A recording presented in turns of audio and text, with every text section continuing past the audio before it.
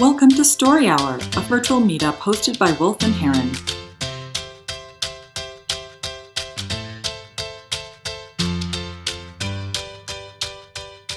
My dog Banjo is a wuss. He's stupid, he eats cat poop, and he's needy. I love him, but I don't always like him. There's only so many times that you can see a little dog running up the stairs with like kitty litter in his whiskers before you start to question your friendship. Well, anyway, my wife loves him. I love him. I don't always like him. He's a dachshund mix, and Banjo, a dachshund mix, and me, a vegetarian, do have a shared hatred of bunnies. Now, there's no wrong reason to hate cute little furry bunnies, but I dislike them because they possess this particular arrogant form of stupidity. And Banjo just wants to kill them because that's instinct. So the thing with bunnies is, you've got to respect the food chain, damn it. And rabbits are below dogs. And we walk around the neighborhood, or I walk around the neighborhood, and they just kind of like sit there like 3 feet away from the sidewalk, like, oh, hey, dude. And I'm just like, I know I'm a vegetarian, but I'm at the top of the food chain, okay? You avert your eyes and get the hell away from me, because you should be afraid of me. If you let rabbits think that they're on par with you on the food chain, you could end up with a nasty chain reaction on your hands. Other animals will notice. They'll start to question their preconceived notions about the food chain. And then what happens? Eventually they're hunting us. So anyway, a while ago, Banjo's and my entire relationship changed when Banjo Chacho did some cold-blooded shit. We were walking, I was walking with my inept dog, or so I thought inept, and we were walking down the sidewalk this evening shortly after sunset in our neighborhood. And Banjo lunged at the lowest portion of this nearby fence. So I would later recall that there was like a small gap and uneven clumps of grass between the fence and the ground right there. And Banjo lunged at this thing that I just got a glimpse of, like a white splash of fur. And he starts shaking his head. And I was watching this unfold. I heard this like little squeaking noise, and I was so confused because I'd seen this object dart a couple inches right before Banjo's jaws closed on it. But I was certain that Banjo lacked the prowess to kill anything. So I was trying to reconcile my preconceptions with what I was looking at right in front of me.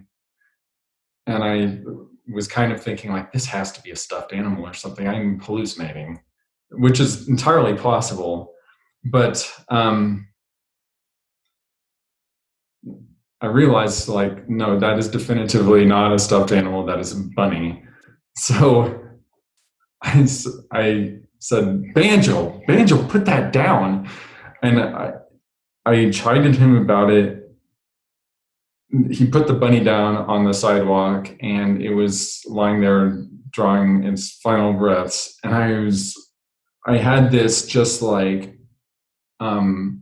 just because of social constructs and stuff, my first impulse was to scold him. But I was also kind of amazed. And I was like, I can't believe you did that, Banjo. So we start walking away, and I was just, I can't believe you did that. And he just looked he was so pleased with himself. He was so proud. And I just didn't want to take the moment away from him. So I was like, good boy, you're such a good boy. And, that changed our whole relationship. So we sauntered back home the block and a half, and we saw a few rabbits, and I was just like, you better watch it, man. You better watch it. You're going to get it. And that is how Banjo helped maintain the balance of the universe. That's how our relationship blossomed, and that is how Banjo became a killer. Okay, congratulations, John. I was entertained from beginning to end. Thank you for your story. Who would like to share what was really good about this story, what John should hold on to? Go ahead, Milo. I think that, all of John's stories so far have been awesome. I think it's wonderful how it's a well-written story. It's a well-produced story. It's creative, it's funny, and it kind of speaks to, you could tell it to a kid or you could tell it to an old person, and the effects are the same. So I think that it's very well created. Thanks, Milo. What else should John hold on to? I did really like the overall theme of the inner conflict that you're dealing with. Like, you're basically dealing with this, like, I'm a vegetarian and I own a predator, cold-blooded killer. It's like, thank God you don't own a cat. But because those things are murderers. But yeah, I really like the theme that went through it, of just like this, like, how can I, as this, like, animal loving creature, own this thing that just wants to kill everything, in the end. John, I thought the first half was particularly funny. It was funny from beginning to end, but the first half was especially funny when you're talking about your attitude towards bunnies, and even the use of the word bunny as, like, because it's like all I think about when I hear the word bunny is something cute and fluffy and like in a crib somewhere, it's like bunny, and so like that was funny. And then your use of the food chain and a chain reaction, like you had a lot of funny plays on words, and there was something about your delivery that's sort of a combination of like sharp-tongued wit with deadpan kind of delivery that is interesting and quite funny in its own way as well. So I really appreciated the first half. Even though the whole story was funny, that first half was really good. Thanks. Go ahead, Hillary. This is a tiny little thing, but you used a couple words that were like, not odd words, but just not commonly used words in like an everyday story, like the word inept and prowess. Mm-hmm. And I just loved those in that story because they weren't like 100% necessary, but they like gave it that little, like, describing a dog as inept. Like, it paints a very specific picture. And I loved that. Thanks. Yeah. What about opportunities for John to experiment or try other things? Go ahead, Bart. I thought, like, when you were describing the whole, like, natural order, like pecking orders like that, I thought it might be interesting to, like, how to go, like, you could give an example of, like, hey, I'm not going to go out and swim in the ocean, like, right next to the shark. Like, I know my place. You got to know your place. Like, I know where I stand. This is where you stand. I got to put it in the context of, like, of like the whole natural order of things. Good idea, Bart. Thanks. Milo, did you have a thought? I did, actually. It's from last week and the week before. I think that the stories are like, that's where your strength is, but I feel like the delivery, I feel like I haven't seen any progress on your ability to be able to tell the story in person. It still feels like you're reading it, and I just get the sense that it's something that there's a distance between you and the story when you tell it that way, when it sounds like you're reading, and it doesn't, like, you're not looking directly into our eyes. You're focused on where you are in the story, and it's something I'm struggling with even presently as I'm preparing for my story. But I just wanted to say that my goal today is to tell the story and just reference the notes. And that's because I don't want to be so stiff personally when I tell my stories. Good point, Milo. Thanks. Kara, you had a thought? I do. Well, I might begin though by just providing a suggestion for what you just said, Milo, because I think that's something that we all have to deal with when you are not just doing an extemporaneous story, but you're doing a story that you've prepared. Especially if you're a preparer or a writer, there's this desire and this attachment to the words, and even for a valuable reason, right? To Hillary's point, there are words throughout that might have particular power. So what you want to keep in mind, though, is to have a written version where not every single word placed perfectly needs to be exactly where it's placed, but that, you know, there's maybe a few turns of phrase that are important because they bring something to life. And then otherwise, you have a flow, you have a general idea, and how can you still be present in the story? Sometimes if I'm too attached to the flow of a story, experiment that I'll do is I'll say, okay, so this is my draft and I'm putting it over here. And now I'm forcing myself, I'm not allowed to start with the first sentence I've written down. And I'm forcing myself to keep out this one detail and or not to say the word we. And then you'll tell it differently and you'll be a little bit more active in the story. And so it is like this dance that you want to do to be able to be nimble and live and present in the story. And at the same time, hold on to some of those things that you've worked through in terms of a nice turn of phrase, again, or something about the emotional experience that you want to make sure you convey, or the plot, or whatever it is.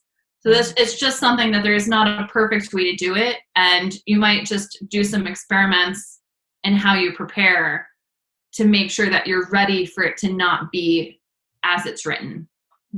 Just some ideas for you there. Two thoughts in terms of what you could personally experiment with is you do have a bit of a deadpan delivery, and there's something nice about it though. There's I don't want you to lose it completely. What I thought was fun is there are moments when you stepped out of that, and I think it was when you were doing the thoughts going through your head, you specifically articulating the thoughts going through your head. And I thought that's something you can go even further with, because that's kind of hilarious, right? That the way that you're narrating the story is deadpan, but then somehow inside your head, you're a bit hyper and exaggerated.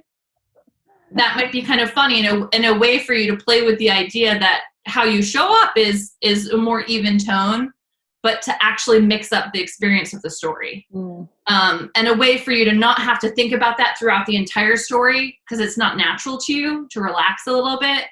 The other thing to do would be to give that to the pet, or give that to the victim in this case, and try to give them a livelier personality, just to add some dynamics to the story.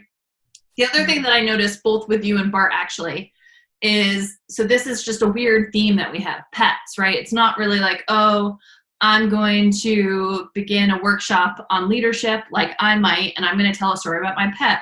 It's probably not that common. There might be some relevance professionally. We can unpack that. And that said, I think what I noticed is that because we've been working with more professional topics, when you were wrapping up the story, you both felt inclined to have this full paragraph ending. And maybe this type of a story and or the stories that you told today doesn't need a full paragraph ending. Maybe it just needs this happened, we walked home, and then the pithy one-liner. You can probably eliminate some of that, in conclusion, and so then some of that, and just cut to the meat of what's funny and end your story. Thanks, Kara. Good suggestions. Bart? Back to the whole delivery thing and ideas. I find it really important to I just go in the garage, set up the camera, and go through it. I listen back to it, go through it, again, delete it, tell it again. delete it, tell it again until I start kind of getting to the point where I'm like, all right, that's what I'm looking for. Like, that's the part I'm looking for. And I alter and, and it's a 5-minute story. So you can do this. You kind of, but just like out of your head, try to get it out, Sure. John, I have 2 thoughts for you. The first is you talk about how your relationship changed. Like this really changed your relationship with your dog. And yet I was left with the question, well, how did it? What was new? What bloomed, right? Was it something about like, we're the men of the house, like what came of it, right? I know that it changed, but I don't know how. And so I'm left with that question, and maybe that's okay. But experiment and play with articulating that. It might actually help you further develop the story to be able to articulate that. The other thing I would play with in this particular story, you have an opportunity for experimenting with your pace. So this is one of what we call the 5 P's of story delivery, and pace is one of them. And it has to do with the action, like the speed of how quickly you speak, and simultaneously how quickly the action happens. And when you're in this experience with, Banjo is strangling a bunny that you're not even really sure what's happening, and it's all happening too fast, and you're trying to process, and you're trying to, in some ways the action that's happening in your story is quite slow because you're spending like a whole paragraph describing what probably happened in 3 seconds. Mm-hmm. And yet what you can do is play with the speed of your delivery, play with how quickly you're moving through your descriptions and your language, because that will help to speed up the moment and have us as the audience members feel the intensity of it. And just as a way to play with, and you can kind of move between, do I want to extend this 3-second moment, but let it be fast in my delivery? Or do I want to just kind of go, and then it was over, right? And like, you can play with doing it really, like delivering the action really quickly, and then kind of processing it, right? You can play with that as an experiment. Cool. Okay. Thank you, John. We always appreciate your stories. Visit wolfandheron.com to find out more about our story hours.